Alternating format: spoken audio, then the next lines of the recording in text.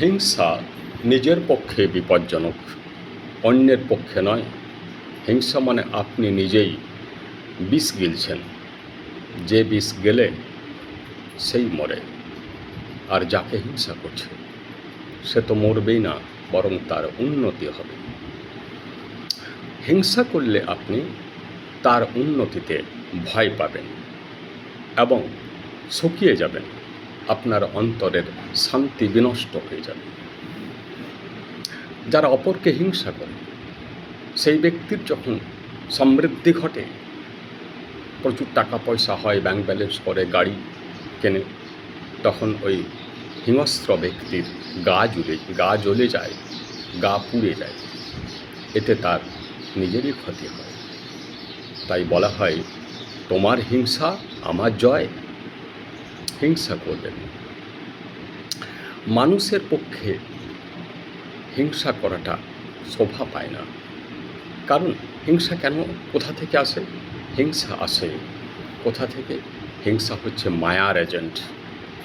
হিংসা, অহংকার, ক্রোধ, বিদ্বেষ, লোভ, ভয়, প্রতিযোগিতা, প্রতিহিংসা, প্রতিদ্বন্দ্বিতা, এসব হচ্ছে মায়ার লোকেরা। এরা মায়ার দোসর বটে। মায়া মানে আপনাকে ডুবিয়ে ছাড়বে, শেষ পর্যন্ত ধ্বংস করে দেবে, জন্ম জন্মান্তরের ক্ষতি করে দেবে। মায়ার কারণে মানুষ বারবার এই সংসারে 84 লক্ষ জনি ভোগ করতে আসে। একমাত্র যারা মায়া কেটে বের হতে পেরেছে ঈশ্বরের কৃপায়, তারা ঈশ্বরের চরণপদ্মে স্থান পেয়ে যায়। মায়া বা প্রকৃতি একই কথা। দেখবেন প্রকৃতিতে আমরা দেখি যে একটা বট গাছ, সে বট গাছের চারা বেড়ে উঠছে এবং তার পাশে বহু ঘাস বেড়ে উঠছে, সবুজ হয়ে যাচ্ছে। তারপর ক্রমে ক্রমে কী হলো, বট গাছ বিশাল আকার ধারণ করলেন। বিশাল তার ছায়া, চারিদিকে তার ছায়া, উত্তর দক্ষিণ পূর্ব পশ্চিম। এটা প্রাকৃতিক নিয়মেই তার ঘটে গেল।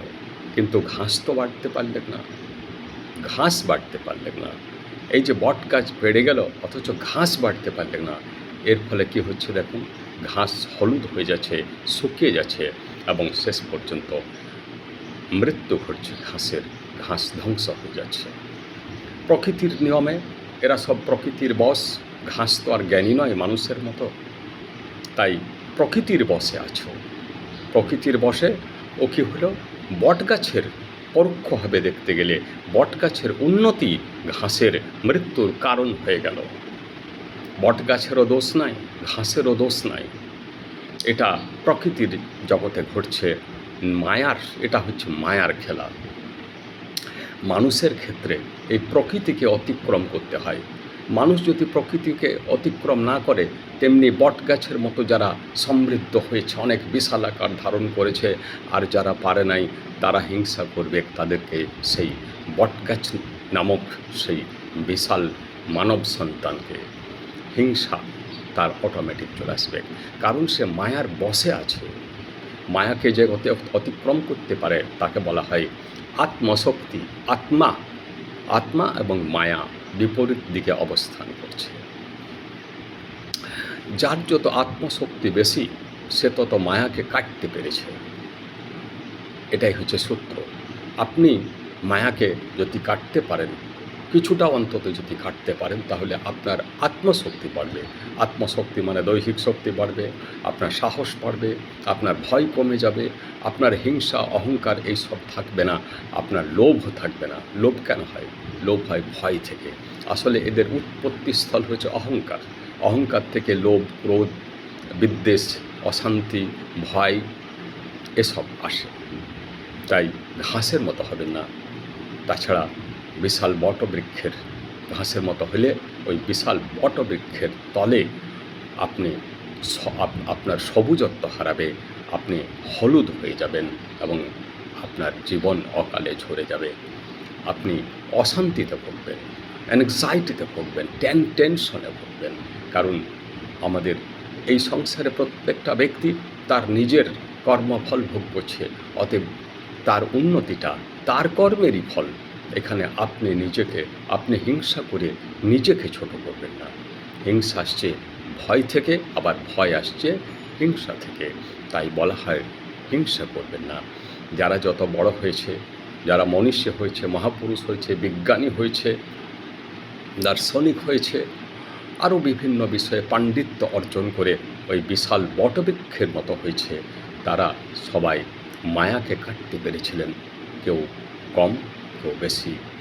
মায়া আমাদের যত দুঃখের কারণ। আমাদের ঝগড়া হয় কেন? মায়া। মায়া সবসময় আমাদেরকে ভুল পথে চালিত করবে এবং দুটো পক্ষের মধ্যে ভুল বোঝাবুঝি তৈরি করে পরে ঝগড়া তৈরি করবেন। ঝগড়া মানে অশান্তি। এই যে দেশে দেশে বিভিন্ন দেশে যুদ্ধ হচ্ছে, বিশ্বযুদ্ধ ঘটেছে পৃথিবীতে এর আগে দুবার, তারপর আরও নানান দেশে রাশিয়া ইউক্রেন যুদ্ধ চলছে। এই যে মুসলিম কান্ট্রিগুলোতে যুদ্ধ চলছে, ইরান, ইরাক, ইসরায়েল, মার্কিন যুক্তরাষ্ট্র, আরব আমিরশাহী, কাতার, এমনি অনেক যে যুদ্ধ চলছে, এর কারণ এরা মায়ার মধ্যে আছে, প্রকৃতির মধ্যে আছে। তাই এরা সঠিক রাস্তা খুঁজে পেছে না, কোনটা সঠিক কোনটা ব্যাঠিক এরা বুঝতে পারছে না। যুদ্ধ মানেই তো মায়ার খেলা। যুদ্ধ মানে ধ্বংস। মায়া চায় না যে মানুষ বেশি দিন বাঁচুক, মায়া চায় না যে মানুষ শান্তিতে থাক। মায়া সবসময় মানুষকে ডিপ্রেশনের মধ্যে ফেলে দেবে। তাই বলা হচ্ছে যেটা ব্যক্তি জীবনে সত্য, সেটা রাষ্ট্রীয় জীবনে সত্য, সেটা সামাজিক জীবনে সত্য। তাই বলা হচ্ছে মায়াকে জয় করুন।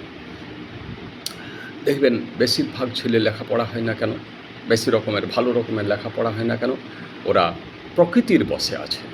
প্রকৃতি চায় না যে তুমি বেশি লেখাপড়া করো। প্রকৃতি একটু রাত হলে ঘুম পাড়িয়ে দেবে। প্রকৃতি ছাত্রছাত্রীকে বিপথে চালিত করবে। প্রকৃতি চায় না যে কেউ মহাপুরুষ হোক। প্রকৃতি চায় না কেউ বিদ্বান হোক, কেউ বিজ্ঞানী হোক। প্রকৃতি এই মূর্খ মানুষকে নিয়ে খেলা করতে ভালোবাসে। তাই বলছি, অবশ্যই মায়াকে ছিন্ন করুন যতটা পারবেন ধ্যানের মাধ্যমে। আমি শেষে বলছি, আমাকে অবশ্যই লাইক, কমেন্ট, শেয়ার এবং সাবস্ক্রাইব করবে। তোমাদের আনুকূল্যে আমার ছোট্ট ইউটিউব চ্যানেলটি আজও বেঁচে আছে। ভবিষ্যতেও এই আনুকূল্যের জন্য আমি তোমাদের কাছে সাহায্য চাইছি। নমস্কার, ভালো থাকবে।